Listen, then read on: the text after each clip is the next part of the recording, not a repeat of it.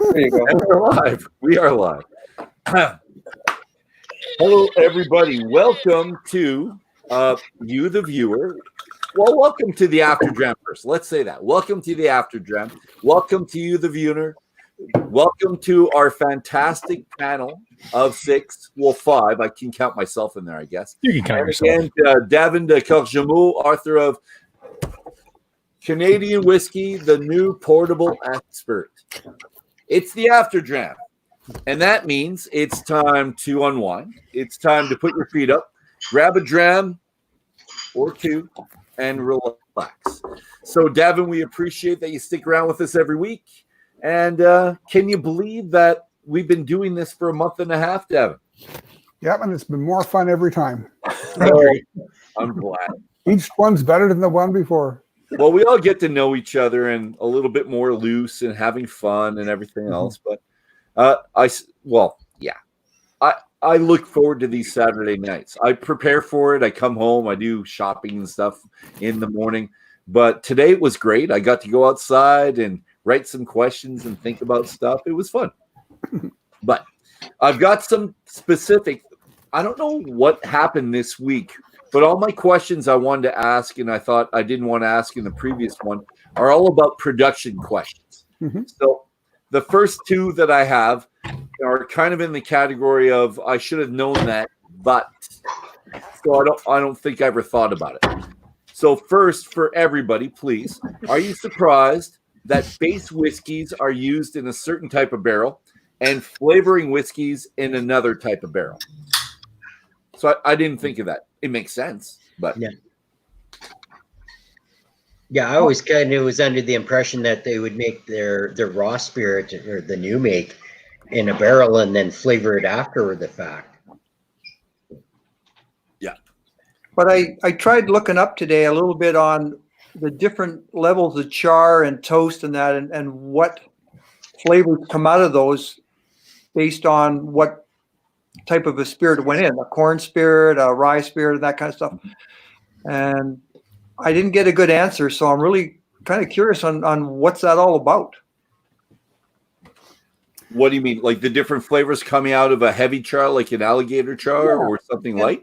I have great pictures of the different char levels you can buy as a distiller. Yeah. You can buy char, you can buy toast, you can buy a whole bunch of things. But when I look at 40 Creek, they're doing certain ones with corn, they're doing certain ones with rye and so I'm thinking, okay, well, what are they looking for? Mm-hmm. There's got to be something specific that they're looking for from each barrel. So stick with that question, but I'll just elaborate. Corn, they do an alligator char.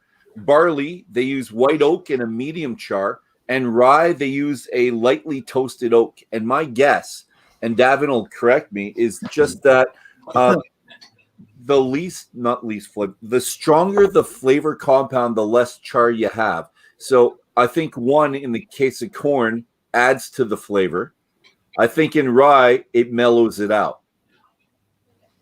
Is that kind of close? Well, actually, it's kind of the opposite. Okay.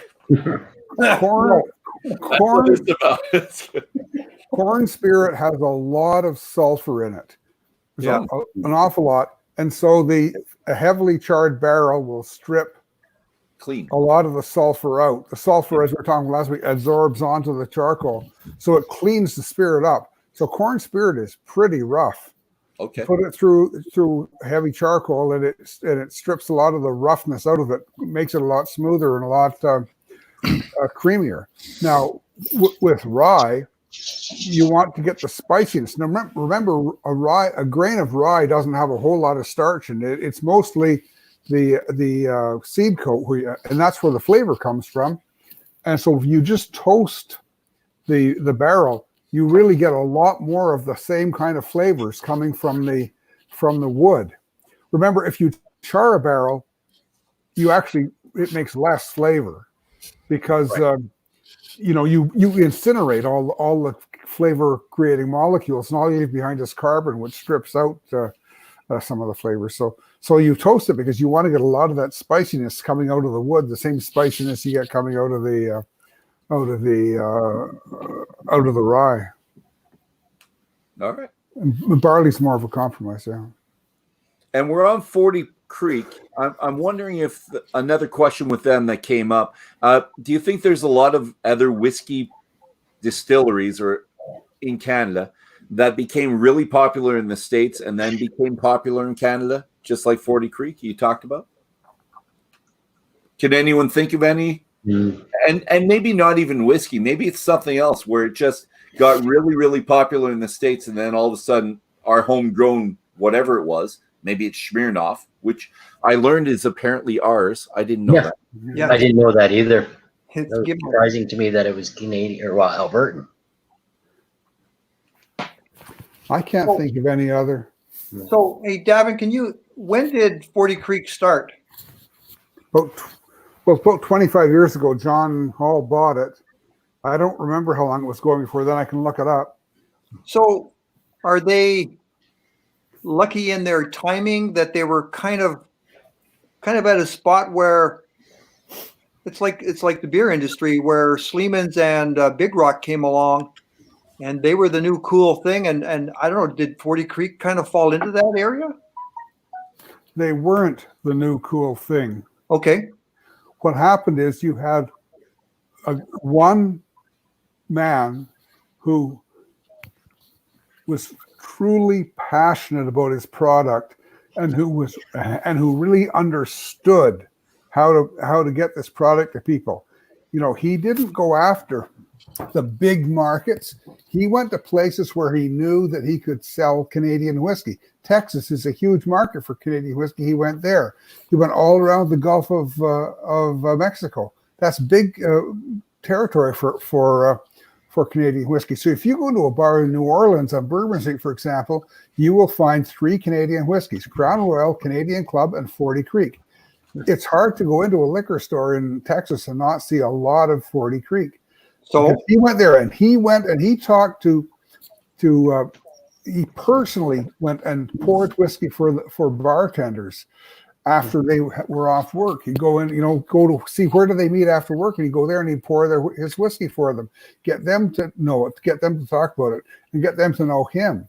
And he really did it like one bottle at a time, and he didn't try to get big in a huge hurry.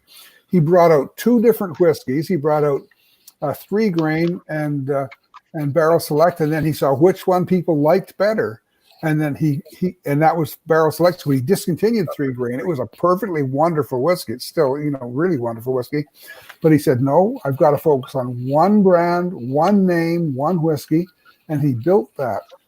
And he really got involved in a lot of culture in Texas as well. And he had like the Friends of 40 Creek and things like this, and it really he took a long view. He didn't try to just get big in a real big hurry. He did it very, very carefully and slowly, and he did it by talking to people. And so you had one guy with a real good marketing vision and a great product, and people identified with him. are you telling us that they became big in the States before they really became big here? Yeah, that's the case. Okay. They were selling here. I remember when 40 Creek first came out, and they had their bottle sitting in the LCBO. The labels were on crooked. It looked like new whiskey, and they sure fixed all that up in a big hurry. Well, ladies and gentlemen, go ahead. That was with the takeover with the new owner coming in, though, right? No, that was with John Hall when he bought it. Oh, okay. From Reader ages ago. Campari has not done anything but good with the brand. Okay. All right. I should have done this at the beginning. A little bit of introduction and what's in our glass this time. So, Davin, I'm going back to you to start. I'm still drinking Collingwood. That one right there. And I want to click on that. Davin's new book. Right there. Beautiful. And let's go out to Dawn. We gotta get your on here, Dawn. Okay, there you go. Drinking the Copper Pot now from 40 Creek. I was drinking the Barrel Select. Has a nice color to it. Did you like one more than the other? So far I'm liking the Barrel Select more. But I'm not sure if it's because it's still kind of lingering that I now taste like peaches and cream while drinking the Copper Pot. Okay. It added that creamy flavor you're mentioning, and there's a tinge of floral at the end, but I can't really decipher if it's lilac or not. Or like it's Davin smell my suggests. wife's perfume from there. Okay. Dave, you're up. All right. Last Mountain out of Saskatchewan, 100% wheat whiskey, 45% ABV. I've had this on my bar for quite a while. I thought I better give it another try. It is fairly new whiskey. Where is it from again, Dave? Saskatchewan. Okay. If I put my glasses on, I could probably tell you. It just says Saskatchewan. All right. Is it Lumsden? Lumsden, yeah. Yeah, the print's too small for me. And Nicole, you might not be drinking, but we're going to have you introduce yourself. Hey, I'm Nicole. I have poured 40 Creek Barrel Select. It is in spirit. I'm not drinking it, but it's definitely there. It has an awesome nose. It is such a wine nose. It's quite different for a Canadian whiskey. All right. Lovely. And Kent, if I could get you up here. Boom. There you go. And I am still drinking the Pike Creek, the Oloroso finished sherry cask. Absolutely amazing dram. We can thank Dr. Don for that, finally producing something in Canadian whiskey in a sherry cask. I was actually doing a little bit of research on this while you guys were chatting, and I didn't realize he won a pile of awards for that this year. For this one? For Yours. this one, yeah. And you know what? We had that. Well, I had it in Banff, but we also had it at his tasting when he came back last year, right? You remember it? Yeah. Yeah. That was fun. And let's go with that one right there. And what I have, so this is the second one I opened up. I thoroughly enjoyed the first one, the Barrel Select, the Copper Pot from 40 Creek. I really did like it. And this is quite good as well. So I've only had my first couple of drinks from it, but you look, it's a good dram, good pour. And I'm enjoying sorry, if you couldn't see it, Crown Royal limited edition. And it's 40%. 10 years. I was hoping that Dom was going to pull out the XO that he said he bought. Because That's for next week. Okay. And that's finished in what type of cask again? Cognac. I think that's fantastic. And you know what? I didn't know that until I just read the last chapter on Gimli and all the other information that we had on Gimli. So yeah, it was funny. Think it was, I was talking with Steve at Banff about that exact bottle, and I was telling him how much I love the Crown Cask 16 that was discontinued in 2012. And then he mentioned the XO was the closest thing that they produced to the original Cask 16. So I think Cask 16 was finished in brandy, if I remember correctly. Nice. All right, so we're going back to the questions, and still a little bit geeky just to start off. And this question for everybody, because in the book I was reading about the malted versus the unmalted rye. And I never thought of rye as unmalted. Like we talk about unmalted barley in, Irish whiskey especially, but I never really heard about unmalted rye. So I'm wondering if anyone on the panel knows about the flavor profile difference between malted versus unmalted rye, please. Yeah, well, unmalted tends to be sharper with a more peppery taste. And your malted rye, it's more of a malted barley flavor with a caramel flavoring. You get more of the sugar. You get sugar out of them when they malt it. Yeah. Yeah. I find with barley, though, unmalted barley is softer and no, I wouldn't say sweeter, but it's got a softer feel to it. And I'm wondering if the unmalted rye has the same thing. No, it would actually be sharper and, like I say, peppery on the the taste buds. Maybe a little harsher.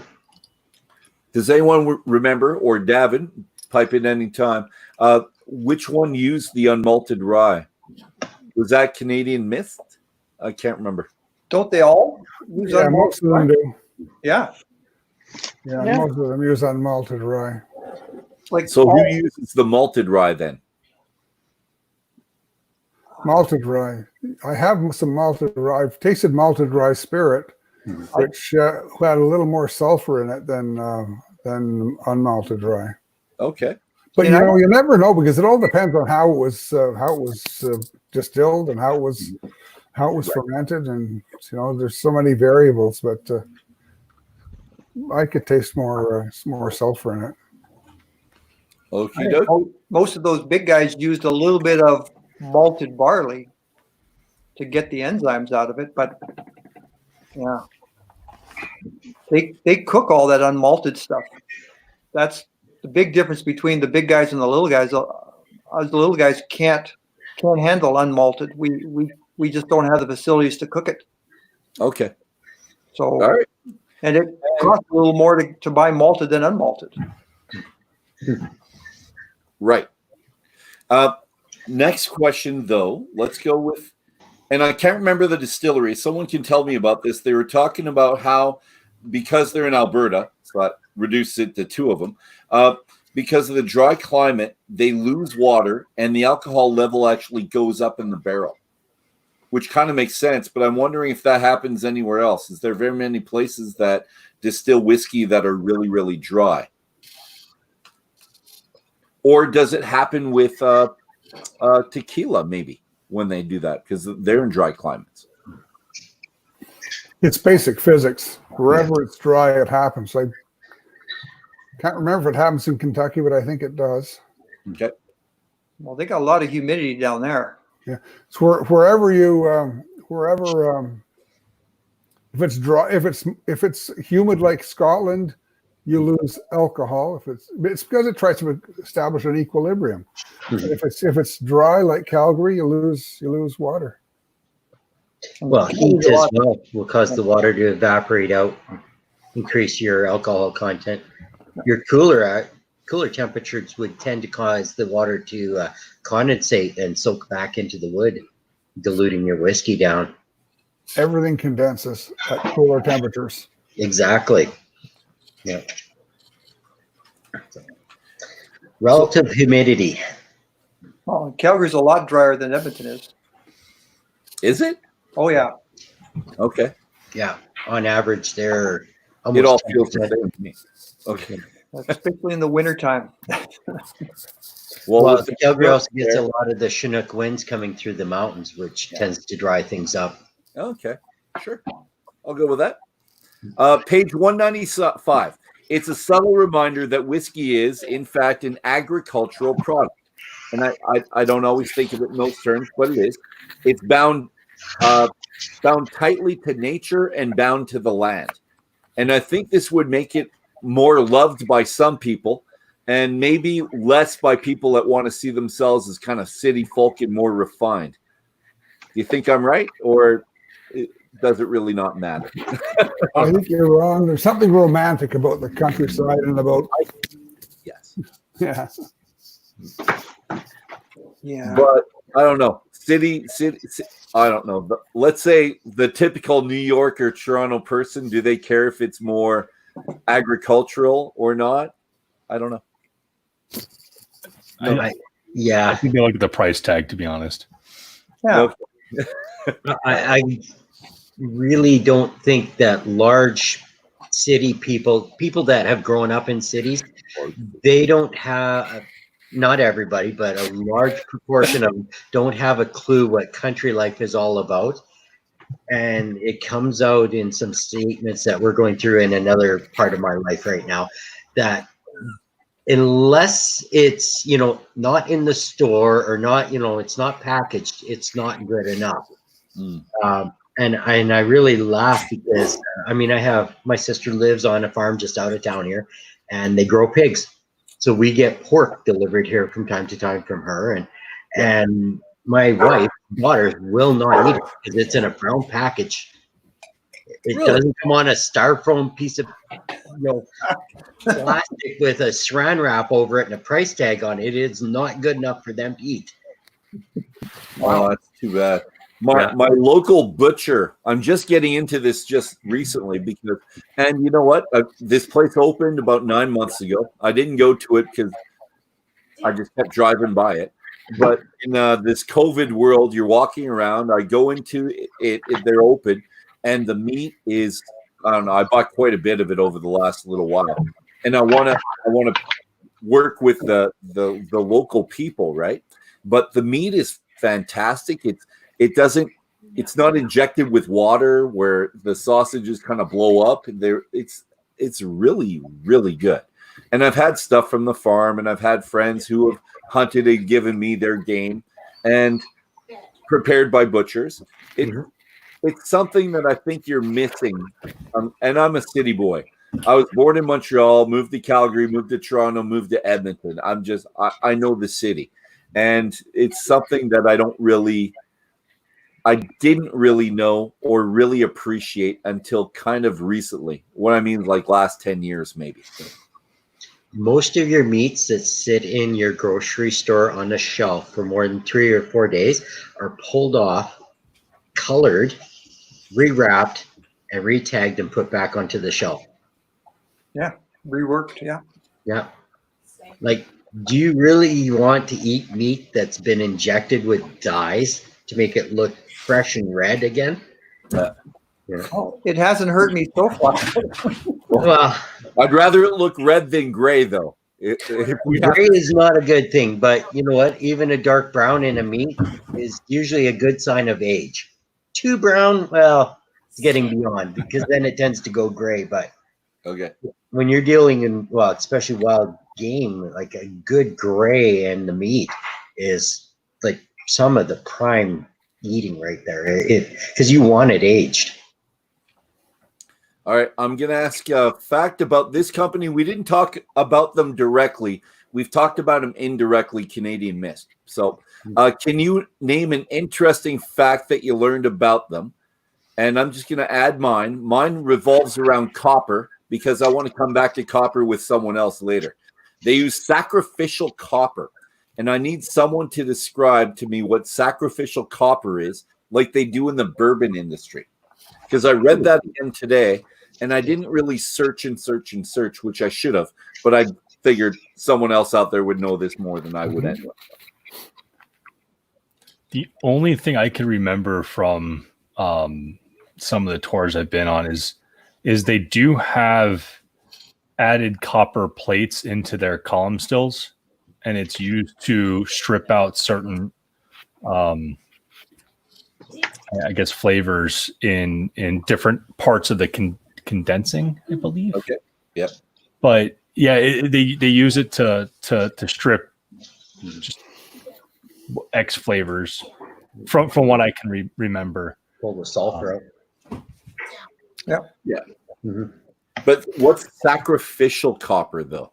Well, copper reacts with sulfur. You know, every living cell has sulfur in it. There are a couple of amino acids that contain sulfur. So every living cell in the barley or the wheat, corn, whatever, contains sulfur. And this gets into the spirit, and it doesn't taste very good. Mm-hmm. Now, if you're using a copper pot still, it reacts with the copper pot, and this happens more in the vapor stage. But if you're using a stainless steel still, whether it's a pot still or a column still, it doesn't react with the stainless steel. So they put copper in at the top for it to go through so that it can react with that copper. Now, when the sulfur reacts with the copper, it slowly eats it away. This is one reason why they don't like to always use a copper column still, because it's expensive if the still just gets destroyed by the sulfur in the spirit. So they put, demystify. They put sacrificial copper. It's copper that will eventually just be destroyed. It combines with the sulfur and it disappears. But this strips the sulfur out. So they might use, like they call them curly Kates or Harry Marys or or spirals, or they use some kind of copper at the top of the still so that it will strip out the Sulfur. Okay. Yeah. Is that the copper helixes that they're talking about in the vapor section? Yes, Correct. that's right. Yeah, Helixes. Okay. that's Yeah. just the shape of it. We have a bit of copper mesh in our beer still, if you want to call it that, before it goes over to the pot still. Really? Yeah, it's sacrificial. Okay. And it So gives- by gives it more- mesh, is that like a copper expanded metal mesh, or?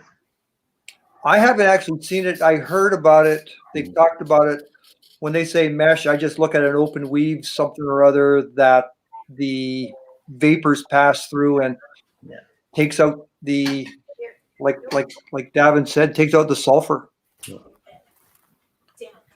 All right. I want to say something good about Canadian Mist before I say something kind of mean. Well, let's balance it out. Okay. It's a quote that they had. I'm not reading the quote exactly, but whiskey making is an ecosystem. It's always in a state of dynamic equilibrium, which was kind of cool. I like that. And to balance that out, I'm going to say the disturbing fact was that they blend wine, or they put American blending wine in it before they send it to Louisville. And I don't know if anyone else got a kind of a sour taste in their mouth when you heard blending wine. And I know, Davin, you've talked about this before. The Americans can put a lot of things in their whiskey. I think we can too. And so can the Scottish. Yeah. But I don't want to know that there's whiskey in it. Well, Dark Horse, they put stuff in Dark Horse as well, and I enjoy that. So maybe I shouldn't be such a snob. But when I read that, I wasn't all that impressed with it. So. That's done for tax purposes. Put American spirit in, you get a huge tax break. Canadian Mist is an inexpensive blend sold in the States, used primarily for mixing, and they sell huge volumes of it, and it's worth their while to get the American tax break. But this business of adding something to whiskey, I just don't know how people can't wrap their heads around it, that this is exactly what the Scottish do when they're finishing whiskey. Any finished whiskey, if you get a whiskey that's been in a sherry cask, it's got at least 6 or 7 liters of sherry added to the whiskey. No matter what it is, they're adding this wine for flavor. But many of us didn't know that. When we read that, the first part of your book, I think that was chapter 1. And I think that was one of my interesting facts. And Kent, or maybe it was number 2, because Kent had the same thing. I can't remember. But that it leached so much out of it, and that it's essentially adding or putting additives into the whiskey. But you don't think of it in those terms because it's not liquid. It's in a solid state. No, it's liquid. It's hidden in a solid state. It's soaked into the wood. Yeah. It's not. So you don't think of it that way. So it's like it's in a sponge. You squeeze the sponge and out it comes. But it comes down to the end of it is, do you like it or don't you like it? It doesn't. Exactly. Yeah. Like it's right for those guys in Kentucky and what they do with it. That Pipe Creek that you're drinking there that's an Oloroso sherry finished whiskey. Yep. It's got sherry in it. Yep. It's Canadian Whiskey of the Year at the Canadian Whiskey Awards this year. And Davin, I forgot to ask you this last week, but you're in charge of that, are you not? You're right. kind of the coordinator of it all. Yes, nonchalant. No, I think this is really cool, and I believe that I got this information when you were on the Wednesday thing with Dr. Don. Okay.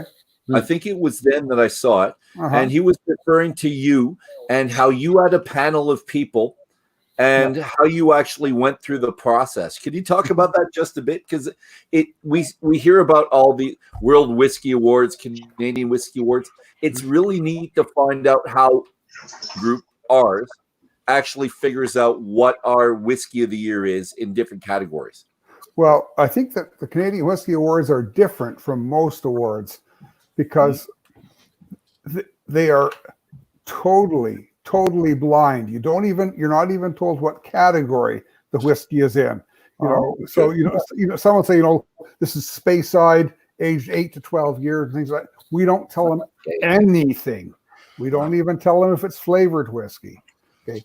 Well, that's not true. We put all the flavored whiskeys together, but all they get is bottles with numbers on them. They taste them in their own tasting environment, their own way. And so what we do is we send out all these samples to these judges, and they fill in a spreadsheet with their score from 0 to 100. They fill that out, and then we have 10 judges. We just average the scores, and then the numbers tell us which the winners are. And there's no conversation. The judges are not allowed to talk to each other about what they're doing. Most of the whiskey competitions that I've been at, people are sitting around in a room. Give me a break. You can't judge 40 whiskeys in a day, never mind 100. Your palate is dead before long. And people are talking and people are influencing each other. Ours is done completely in isolation. And then we send the spreadsheet out to everybody, so everybody sees that their own numbers are there. It means nobody can play with anybody's numbers because everybody finds their own column, make sure their numbers are right. The only thing we do is we use a statistical analysis to eliminate scores that are entirely random, scores that are more than 3 standard deviations from the norm. You get rid of the outliers. Yeah, you get rid of those Russian judges, right? 10, 2. So where do you get your panel from that does all this tasting? Say that again, Ken. It said, where do you get your panel from that does all the tastings? I carefully read tons and tons of tasting notes and find people who are saying intelligent and analytical things about the whiskeys, who are not simply repeating what the brand has said about their whiskey, but are coming up with their own things. They don't have to agree with me, but they're saying things that show that they've genuinely studied the whiskey and thought about it. People who talk about tasting whiskeys at shows and then posting a score, not interested in those, because that's not how you taste whiskey. And I try to get people from each province as well. That's not always successful, but yeah. And you don't always have the same 10 guys, do you? No, it's we change the judges every year. So we change a few of the judges every year, because otherwise you get into a rut. It's the same the same whiskeys are going to be winning every year, if you do that. So it's So when you did this one, the Pine Creek, how did you judge it? I mean, the nose on it is very interesting. I find it quite simple to nose this one, but it's very, very enjoyable when I nose this. Like I get some that they fill your nose and you're like, holy cow, you're blown away by your nosing on it. And others, it's like there's nothing there. You get into the whiskey and it's like, wow, right? Like, well, for this to be number 1 in Canada on the by nosing only, I probably would have said no. Right? Yeah, well, the judges are very experienced, and they're, they really have to think about. I mean, they'll taste the whiskey in a flight, then they'll retaste it again in a different flight, because what whiskey you taste before this one and what whiskey you taste after this one will influence your score for this whiskey. So they taste it and they sort them into, they'll take all the whiskeys that scored 85 and then they'll make up new flights with just those whiskeys. So they can say, okay, well, maybe this is really 83 and maybe this one is really 86 and, go through them that way. Yeah. So you have to go through them 2 or 3 times before you can really figure out which are the good ones. And people who taste quickly or people who are willing to comment on whiskeys that they've just barely tasted or tasted at a whiskey show, they're not really ready to do serious analysis. And I mean, your first taste of any whiskey is always the worst one, right? I'm not sure what you're saying. Well, the first time you pick up a whiskey and put it across your palate, you're not really tasting. You've got to open your palate up. The second one is where you really pull. You're talking about the Death Seat. Yeah, the first whiskey, but people get a whiskey that they're familiar with, and they calibrate their palate on that before they even get into tasting. Mhm. And I think it's a great idea to change your panel as well, because, and we said this last night and other times, when you have one whiskey next to another, it changes your perception of the original one. Yeah. Or if you have 6 of them, like we had at our tasting last night, you come back to it and it seems to change. For me, especially when I have a peated with a non-peated, it really changes it. But I think with other ones, I think it's a great idea. So I would like to ask Dave, though. Dave, can you kind of liken what Davin just explained to how we do with the with our beer? The same thing with the beer judging and deciding who kind of wins categories in beer. What you do with that? Well, beer judging, when Davin said, yeah, we sit like I've done a few judgings in my life, and we sit around the table and then we'll talk about it and then we agree, well, you're too high, you're too low, and we average it out. I like this that the guys aren't the whiskey guys, they're on their own. There's no conference, there's no talking, and I've seen it where people will pick up things from the local guy that they know, oh, this is the local beer, and it always gets a high rating, and it always pisses me off. Well, Davin and Dave, then I'm going to ask you both, because Dave, when we do beers and we're judging beers, there's the beer judge. I can't remember what it was, but BJCP. Yeah, sorry, the beer judge certificate program. That's it. Yeah. And you're told exactly what you're looking for a specific type of beer. Davin, I'm wondering if we're doing the same thing in whiskey, where you have kind of a guideline document that says we want it within these confines before we say that it's a great whiskey or a great type. I'm just wondering. We've got fairly detailed explanations of whiskeys, but we don't tell them what to look for. Okay. I think that's nonsense. We now assume that everybody's palate is the same. You know, and I have to say another thing. I'm really not keen about all these certification programs. Most of them are complete, utter nonsense. You know, I did a 2-year program studying to be a sommelier, and I studied wine really carefully for 2 years. And I think that was an incredibly rigorous course. Yeah. I don't do that. I'm interested in whiskey. But I still think that it boils down to the individual. And I think a lot of these things are just people, they want to, it's something else they can sell, because people who feel insecure about themselves want a certificate, you know?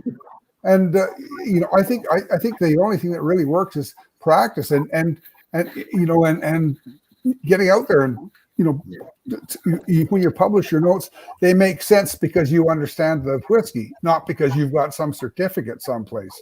So, you know, it's just another business, another way of extracting money from people. Now, I do sit on the board of directors of one of the certifying boards, and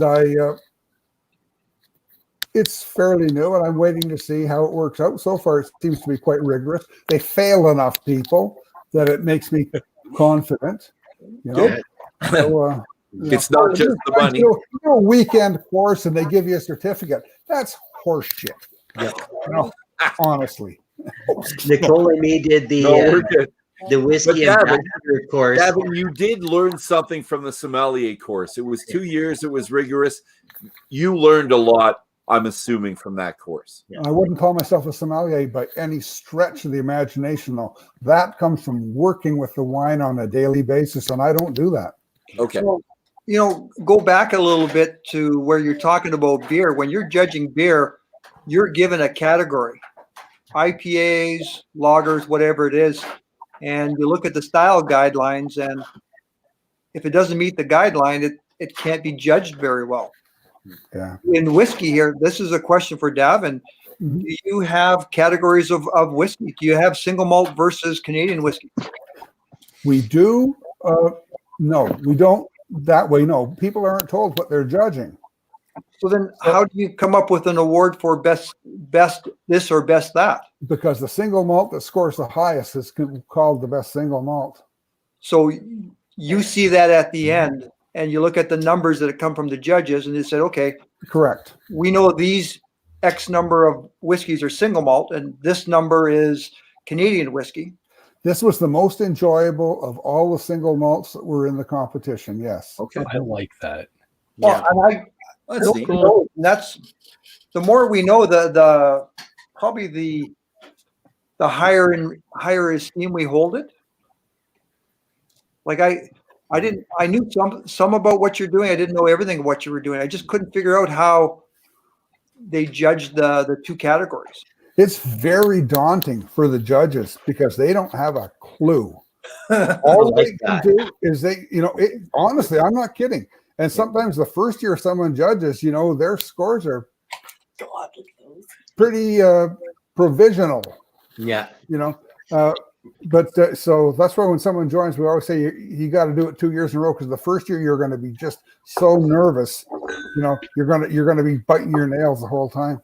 You're second guessing yourself all the way through. Second guessing, yeah. So, no, it's you don't give them any clues whatsoever, because if you give them clues, you then play into their prejudices. Yeah, and I as doing beer judging, I'd always look around the table like, oh, good, I'm close to these other guys, so I must be doing okay. If you're sitting at home and having to send that paper in and then let Davin look at it, yeah, you call these guys and say, hey, what's the deal with this one? Like, do you ever have that problem? I have once. Okay. Once near the beginning, I had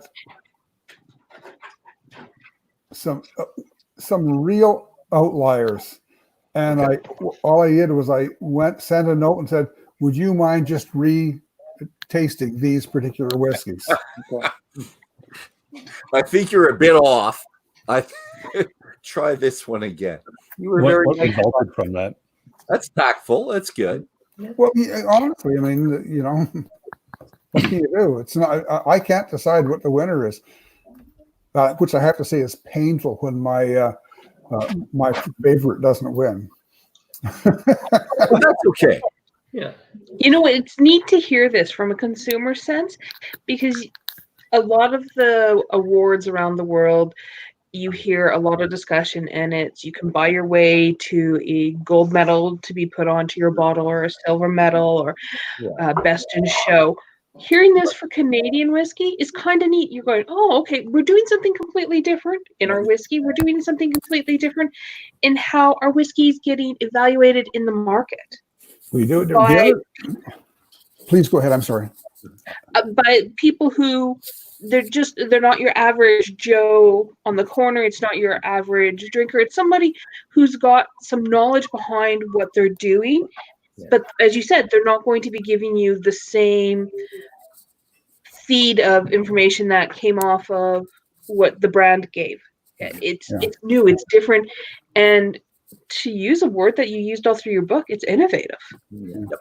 The other thing is that the Canadian Whiskey Awards do not make a profit. They operate on a break-even basis. So there's no incentive to do things to increase the number of entries, or to have more classes, or to give away more medals. The other thing is most of the awards are operated for the primary purpose of making money. The other thing we do is we don't sell medals. If people win a medal, we send them the artwork for free, and if they want to get little stickers printed for their bottles, they're free to do that. But a lot of the awards, they sell stickers, and there's another way to make money. But it's done as a non-profit. World Whiskey Awards. Well,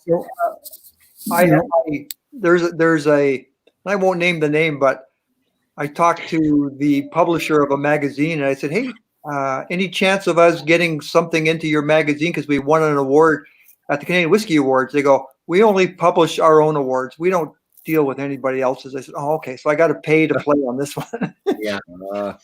Got it. Yeah. And their whiskey awards are so, it's just you're competing with 16-year-old single malts from Scotland, and it's just, I think I used to judge those awards, and I became a little bit discouraged at It was, well, no, I eventually stopped. Yeah. So it's just I'm getting to know more and more. It's about who you give money to if you want to get talked about. Not always, but yeah, there are. It's a business, you know. Oh yeah. Not in Canada, buddy. We have art. We're good. The other, yeah, it is a business. We do it but with the Canadian Whiskey Awards, it's not a business. It's a revenue neutral. Well, I About the whiskey. wanted to do a show in San Francisco because I like San Francisco, and they said it's going to be $3,000 US for a table. Wow. I said, well, I do 3 shows in Canada. I do 4 shows in Canada. That doesn't cost me anything other than whiskey. Edmonton, Calgary, Victoria, Vancouver. And that's the Canadian, the MS Whiskey Tour kind of thing. Mm-hmm. So yeah, they told me I would never get big if I didn't do their show. I said, Well, you could still convince Bob, who hopefully will be on next week, that you should go and that you need a second pourer, and I'll be right there at the table with you. Wait, no, you need Good 2 more idea. pours, and I'll help you out as well. We're there for you, buddy. I told him I was going and it's paying my own way. It didn't matter what he said. No. So I found out it was $3,000 for the table. Took all the fun out of it. Yeah. All right, guys. I've got one question, and I'm running out of time with Davin, so I really want to ask this, not just to Davin, because this came out, and I think Dave, you're the one that talked about it. Lethbridge, completely automated. There's 2 people that are actually in charge of the production side of it.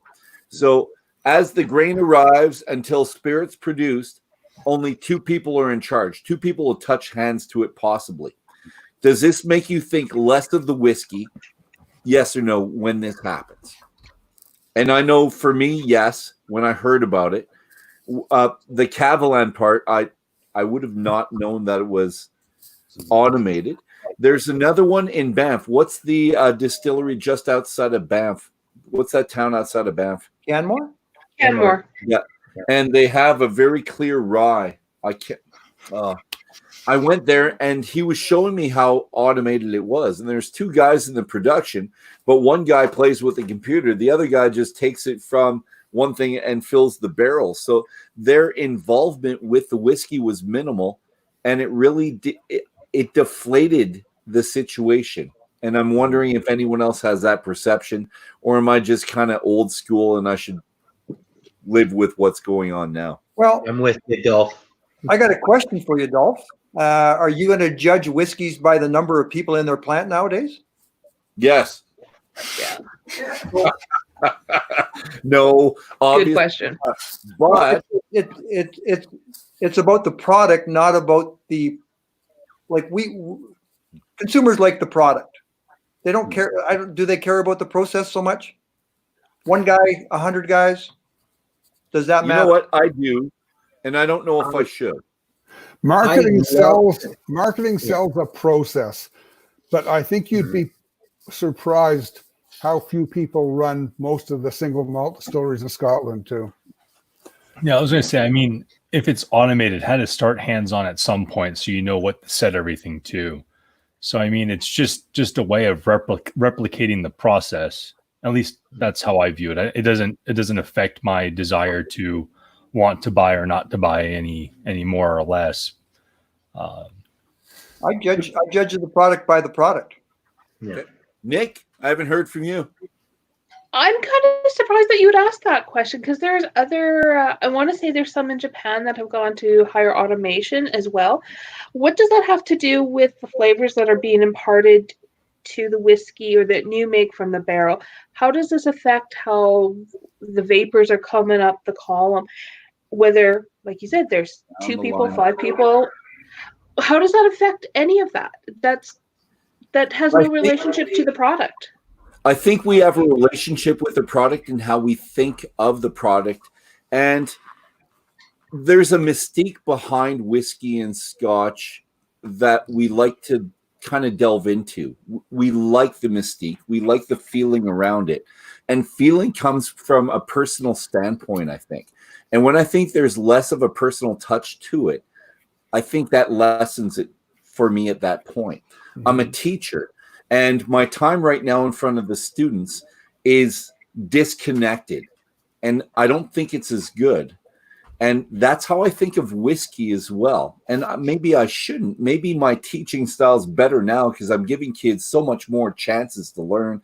I'm throwing videos up there. I'm doing my own stuff. They have lots more information. It might be better, but it feels like it's not because you don't have that personal touch. And like I said, maybe I'm old school with that, but I think whiskey, a lot of it is a mystique that comes with it.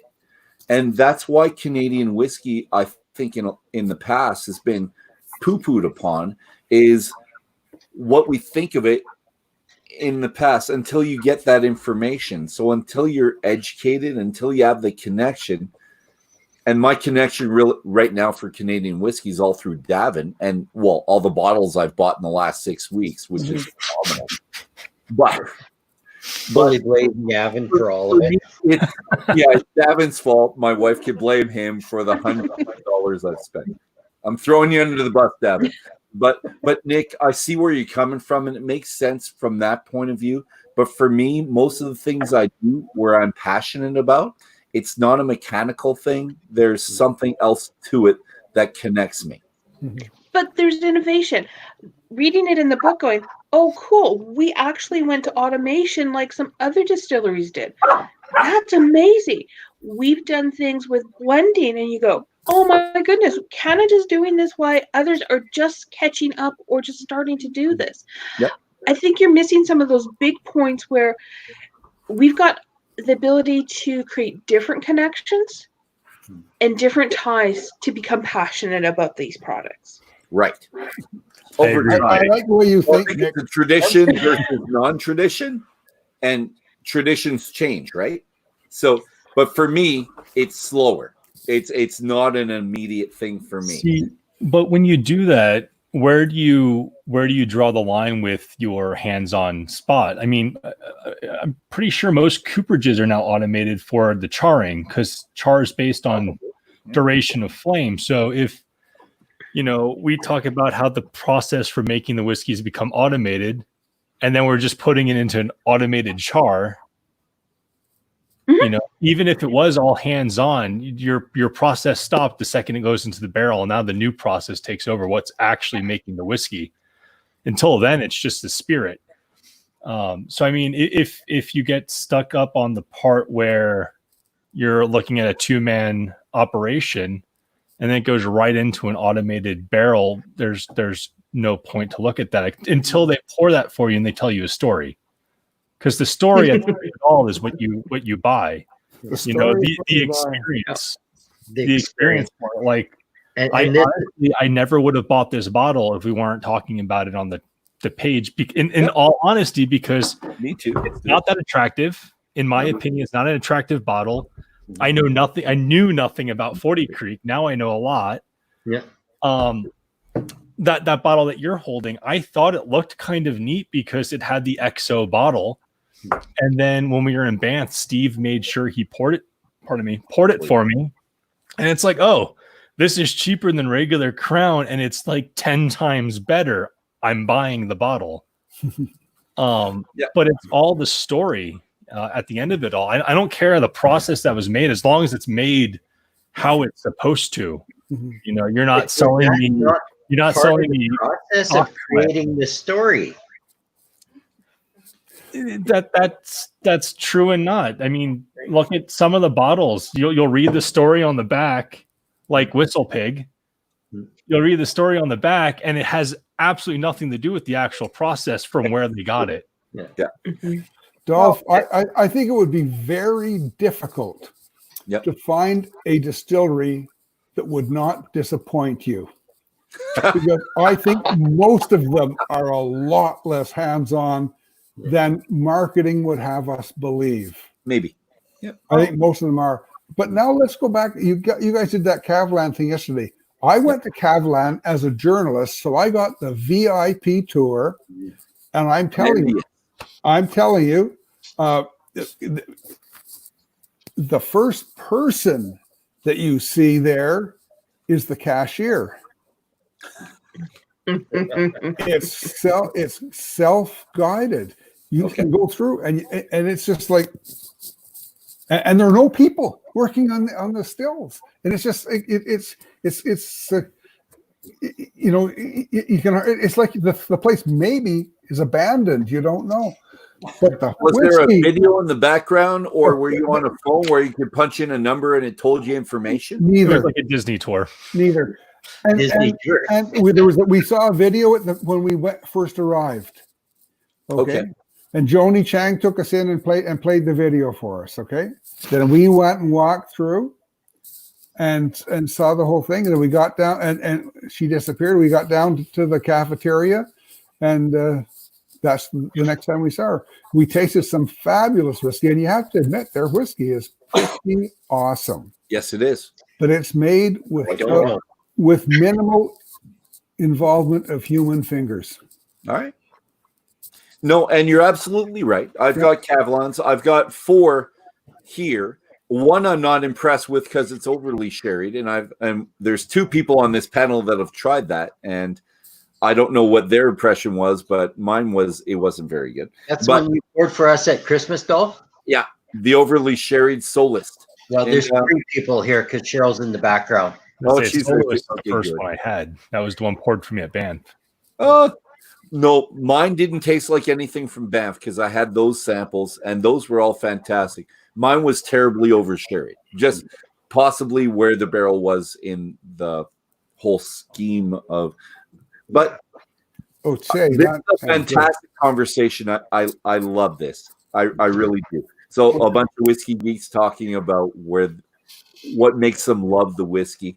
And for me, I'm sorry, I guess it's the story. And when I heard about my tasting this year, and I do my own, it's post-Festivus tasting at the Shaw household. We have people around 26, 27, 28th, around there, and we do a region. So this year was Campbellton. And when I heard that they do employ a lot of the city and that there are a lot of hands-on people and they're still independently owned, that did hit a soft spot in my heart. And a lot of the whiskey that I buy now, I buy it from everywhere, but I do look for it very specifically from Campbellton. I do. And it's because I'm a history guy. I love the underdog, right? And they're not owned by a huge conglomerate. They're doing their own thing. They're the rebel, which is why I liked what we were talking about last week with Seagram or Bronfman. It's the person I am. So I guess we all look for something different in our whiskey. Yeah. But we all tend to end up at the same place, I think. 97 employees at Campbelltown. And the owner is getting well up in age, older than anybody here. And he has willed the plant to the town on his death. He's got no heirs. Now, that's a story I can get behind. I have more Campbelltown than any other distillery. Yeah, and the city's going to turn it into condos. And you know what? If they fuck it up like that, so be it. Excuse the language, but right now, the current owners, he's pulling on my heartstrings. I absolutely love the story behind Campbelltown. And that was a joke, by the way. Yeah. I believe you. I'd probably go and burn those condos down if that happened, but no.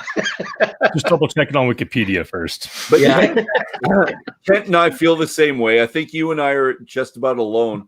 But didn't it make the rest of the panel feel better when you knew that it was fully automated, but then that they had 12 people on the tasting panel for any one expression that they're doing? So they did employ the people for the tasting. So those people work in the plant. They employ a lot of people in the plant. It's just that the actual distillation process is not, labor intensive as it may once have been. But they have a big complement of staff there. But the 12 tasters, I thought was really cool how they're all trained on it. Yeah. So let me ask a question here. If they had 24 tasters, would the whiskey be better? No. like they got 12 people tasting the same whiskey every day. So they're looking for that same profile. They have 15 people trained, or they did at the time have 15 people trained, and they needed a minimum of 12 to taste something for it to get through quality control. Well, my comment is that I don't care how many tasters you have in that plant, they're tasting the same whiskey. It's got nothing to do with the end product going to the consumer.